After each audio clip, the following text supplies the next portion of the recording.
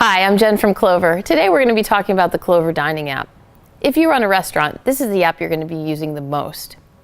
When you first open the app, you're going to be shown a welcome screen. This welcome screen is going to help you set up your floor plan.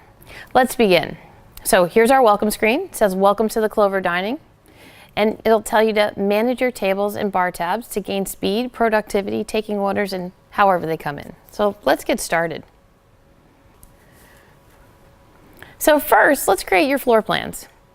We're going to use the layout tool to create and customize our tables and add sections. We're going to hit continue. So now we're going to set up our floor plan. As you see, we have 3 different types of tables. We have square, we have rectangle, we have circle. To add tables, we press the plus sign. And it allows us to add tables or add a section. Let's add a table. Now, here, you can choose the type of table. Do you want a square, a rectangle, or a round? Let's do a rectangle. We can add a table number. And you can add the number of people at the table. Let's say this is a bigger table and it has 10 people at it. And this can go as high as 50. Now, we're also can reorient it so it could go sideways. Let's have it go there. And we're going to save this. Now, because this is a bigger table, let's resize it. We can pull it out to a bigger table. And let's say we have a couple of these tables. We don't have to go in and remake them. We can just clone this table. And the clones always appear in the middle of the screen.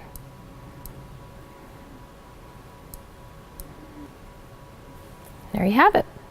So the next thing we might want to do is add a section. So we have our main dining room set up, and this is how it's normally set up. But what if we do special events and we want to keep a certain way of mapping our tables for those types of occasions? To do that, we're going to add a section. And let's call this section Weddings and save it. Now, as you see, it's not on our bar across the top. We have to go to the right. And now we have to add some tables. Let's add a table number. And these are going to be square tables that seat 8 people. And we can resize them, move them around the screen, and we can also clone them and move those around the screen as well.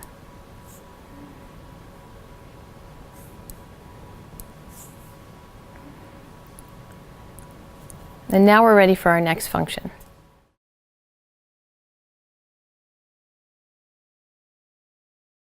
So now that you've set up your main dining room, let's talk about setting up your bar.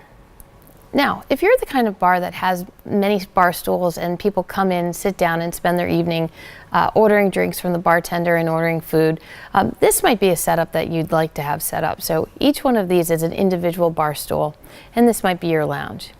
There's also some situations where people might order a drink and wait for a table, or have a to-go order or a delivery order. We use this section, the Bar and More section, for that. This is for when orders are not assigned to a table. Now, this is a great function to have because you can rename it.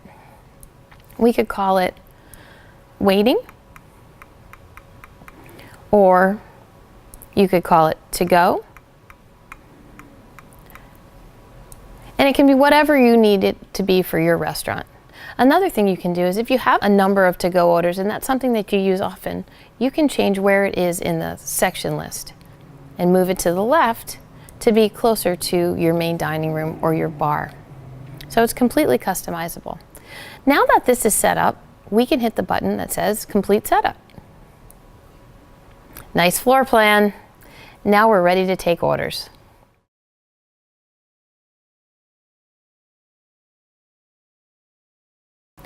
Now that we've set up our floor plan, let's start taking some orders. Remember, you can always go back to alter your floor plan at any time by hitting the hamburger menu in the corner and then hitting Edit Floor Plan. And that brings you back to the settings we were. But let's go to take orders now. So, I'm in my main dining room and I have table 101. I'm going to go take their order. I touch that table and it pops up. It's preset for 4 people. I go and ask what they want. They would like to order some oysters for the whole table. And then guest 1 tells me what they want. They would like a sandwich. They order an andouille po' boy, and they want to add onions. Guest 2 thinks that sounds good too, but they want to make it a combo with fries. Guest 3 wants a fry basket with chicken, and guest 4 wants crawfish. Now that their order is taken, I can press fire and send that order to the kitchen.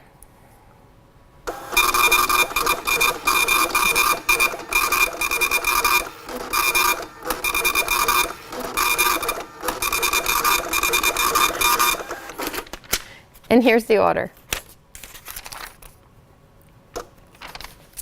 So now that my table's order has been put into the kitchen and they've eaten and I've got their food, now they want the bill. So I can press this button and print the bill. And I bring the bill to the table, and it has what everybody's ordered. And then I can take their payment. Now, there's a couple of ways I can take payment. I can take cash, I can take check, I can take debit card. I can also split the amount 4 ways, 3 ways, 6 ways.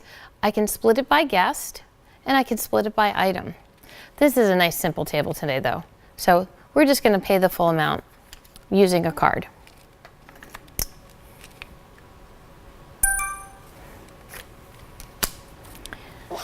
And then we're done. And the receipt got printed out, and we can send it over to the table and get our tip added and get our total and clear that table away. And you'll notice they're gone from our floor map. So now let's talk about somebody who's at the bar or maybe using an order that's not associated with a table.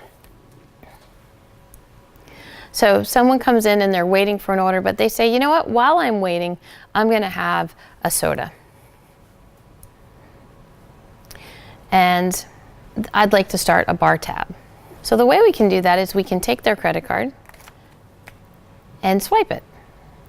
So we can either cancel this payment, we can pay the $3.49, or we can do a pre-authorization to start a bar tab.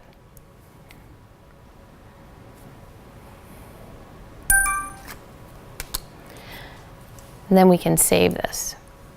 Now, if we want to go back and find that order, we go to Bars and More. We tap on the latest order that we just had. We can see our friend with the soda, and they say they want to pay now. And they want to use the same card that they use, so we charge this onto this card.